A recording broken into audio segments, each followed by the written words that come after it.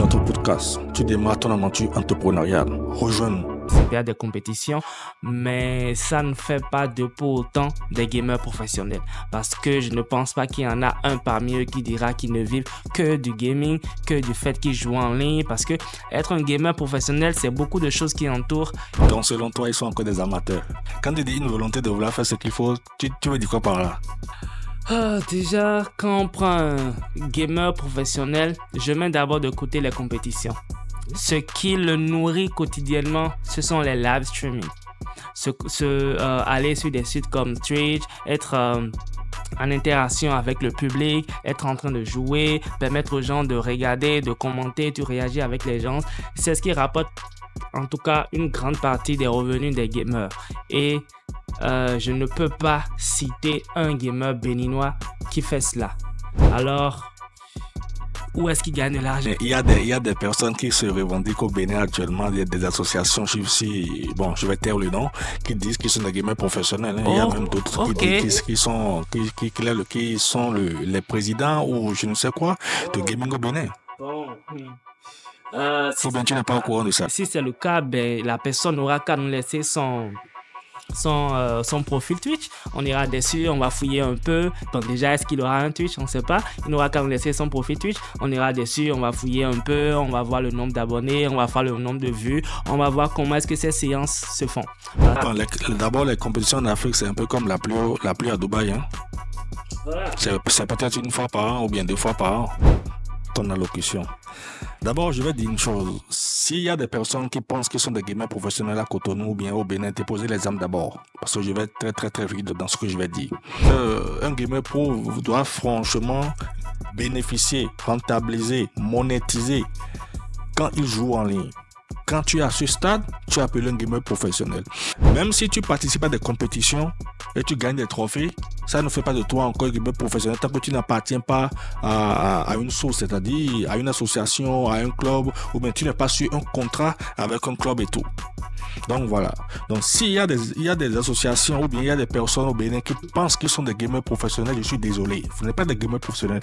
Si on va partir de ce qu'on a sur le papier, il n'y a pas de gamer professionnel tant qu'il n'y a pas une fédération, puisque c'est la fédération qui régit tout ce qu'on appelle gamer professionnel. Oui. Et même il y a des associations au Bénin, différentes associations au Bénin qui vont à des compétitions. Et vu que l'autre association n'a pas gagné, ils veulent aussi que la seconde association ne gagne pas. Mais c'est quoi cette manière de crabe? J'appelle ça des manières de crabe. Et tout ça régit du non-professionnalisme. Parce que si vous êtes vraiment professionnel, je pense que vous devez, si vous allez à une compétition et l'autre n'a pas gagné, vous devez aider l'autre au moins à franchir un pas. Pour que le trophée puisse rentrer au Bénin. Exactement.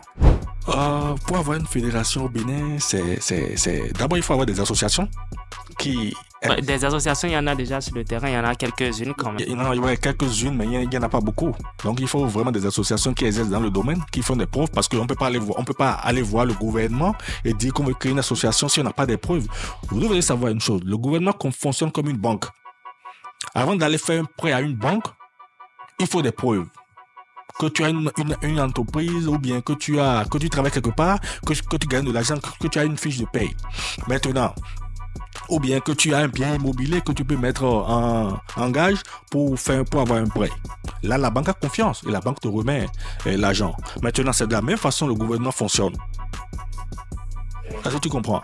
Maintenant, si on va voir le gouvernement avec les associations que nous avons créées. Et le gouvernement demande les preuves que nous avons déjà eu à faire sur le terrain. Puisque si le gouvernement nous donne l'accès à avoir la fédération, c'est-à-dire que le gouvernement va décaisser de l'argent. Donc, il ne faut pas que le gouvernement pense que si il décaisse de l'argent, les acteurs qui sont venus vers lui, à qui ont demandé l'autorisation d'avoir la fédération, à qui ont donné l'autorisation, utilisent l'argent n'importe comment. Tu vois? Donc tu dois vraiment prouver au gouvernement que oui, nous voulons créer une fédération, il y a tel nombre d'associations sur le sol béninois qui peuvent être régies et tout le monde exerce. Et voici nos preuves. Il y a eu telle compétition, telle compétition, telle compétition, telle compétition. Et voilà un plan d'action dès qu'on aura la fédération. Je suis sûr si on va dans cette optique, le gouvernement pourra faire quelque chose dans le monde du e-sport. Puisque le monde du e-sport, c'est un monde qui rapporte beaucoup. Ici aux États-Unis, c'est des millions, pas de même millions, c'est peu, c'est des milliards de dollars. Et les compétitions ici, les cash prizes, c'est à couper le souffle. Je suis sûr qu'il y a des joueurs au Bénin qui peuvent battre des joueurs ici s'ils se mettent vraiment au sérieux, s'ils s'engagent vraiment et s'ils veulent être vraiment coachés. Raison pour laquelle nous avons lancé Atom Gaming Club. Si vous n'êtes pas encore au courant, on le dit en même temps, nous avons lancé Atom Gaming Club. Maintenant, pour avancer, selon toi, en quoi consiste le métier d'un joueur professionnel de gaming? En quoi consiste le métier d'un joueur professionnel? Il faut que la personne soit apte à participer aux compétitions. Je pense que nous l'avons dit dans nos différents speeches.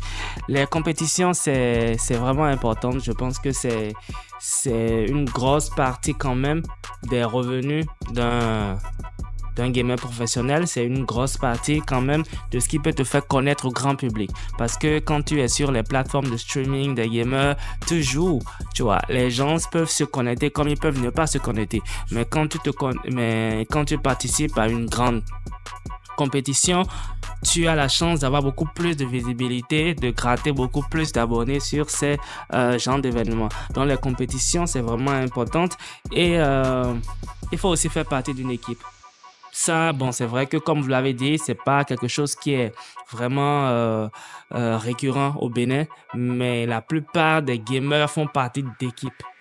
Font partie d'une équipe où ils s'entraînent ensemble, où ils apprennent l'un de l'autre, où ils s'entraînent quotidiennement. C'est vraiment important d'avoir une équipe quand on est gamer, parce qu'il y a aussi des compétitions sur lesquelles on demande que ce soit l'équipe qui participe, pas une personne entière.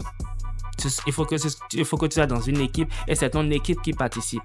Donc ça aussi c'est quelque chose qui en fait partie. Après, comme on l'a dit un peu plus tôt, il faut que tu aies les plateformes de streaming dédiées à cela. Il faut que tu joues régulièrement parce que c'est un travail. Ce n'est pas quelque chose que tu fais de 20h à 23h, après tu t'en vas te coucher. Non, les gamers, ça peut jouer de 8h à 0h. Le talent. Quand on a le talent et on s'entraîne plus, je pense que ça devient plus facile.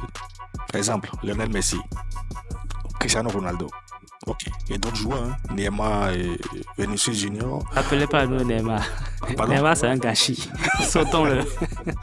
Je prends par exemple Vinicius Junior. Aujourd'hui, il est en train de monter en puissance. Le talent est là. Mais quand il avait commencé au Real, c'était pas ça. Mais le talent était là. D'autres sont partis en vacances, mais lui n'est pas parti en vacances. Il est parti retravailler. Mais quand il est revenu de Champions League, on a vu les résultats, tu vois. Donc, on dit ça pourquoi? Je dis ça parce que il y a des gamers que j'ai fréquentés la dernière fois quand j'étais au Bénin, à l'ouverture de Atom Gaming Club. Et ces gamers ne s'entraînent pas, mais ils se disent vraiment des gamers professionnels. Mais je les ai dit, est-ce que tu as d'abord un compte Twitch? Il m'a dit non. Il m'a dit ok, tu as un compte YouTube? Non. Comment tu t'entraînes? Est-ce que tu streams ce que tu fais? Il me dit non. Il a dit alors si c'est ça, tu n'es pas un gamer professionnel. Et c'est seulement quand il y a compétition qu'ils vont se trouver entre eux une semaine, 2 semaines ou bien juste quelques jours quoi, s'entraîner.